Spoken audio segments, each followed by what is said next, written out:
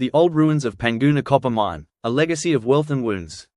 Nestled in the heart of Bougainville Island in Papua New Guinea, the ruins of the Panguna copper mine stand as a haunting monument to industrial ambition, environmental devastation, and political upheaval.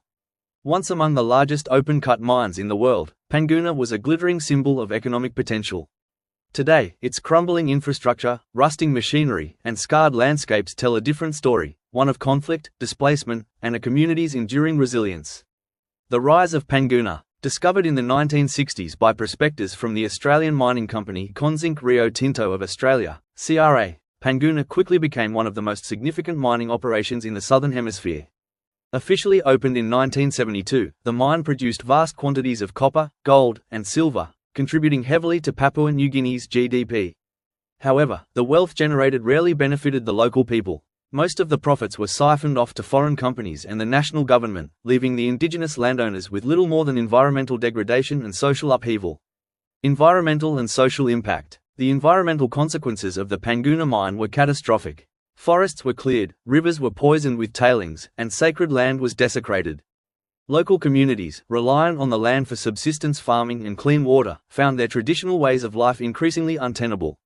The social contract between the mine and the local population began to fray, fueled by growing resentment over land rights, unequal wealth distribution, and environmental neglect. Catalyst for conflict. By the late 1980s, tensions had reached a boiling point. In 1988, the Bougainville Revolutionary Army (BRA) launched an armed campaign to close the mine and gain independence from Papua New Guinea. This sparked a brutal civil war that lasted over a decade, claiming up to 20,000 lives and displacing tens of thousands. The mine was shut down in 1989 and has remained dormant ever since, its once thriving industrial core now a desolate and decaying relic. The ruins today. Today, the ruins of the Panguna copper mine remain largely untouched, partly due to political sensitivities and unresolved land ownership disputes. Rusting buildings, overgrown pits, and corroded pipelines are slowly being reclaimed by nature, yet they serve as powerful reminders of a turbulent chapter in Bougainville's history. For many Bougainvillians, these ruins are not just symbols of a failed economic venture, but scars of a painful past and a cautionary tale about the costs of exploitation. Looking ahead, in recent years, there have been discussions about reopening the mine, particularly as Bougainville moves toward full independence following its 2019 referendum. Proponents argue that renewed mining could provide vital revenue for a new nation.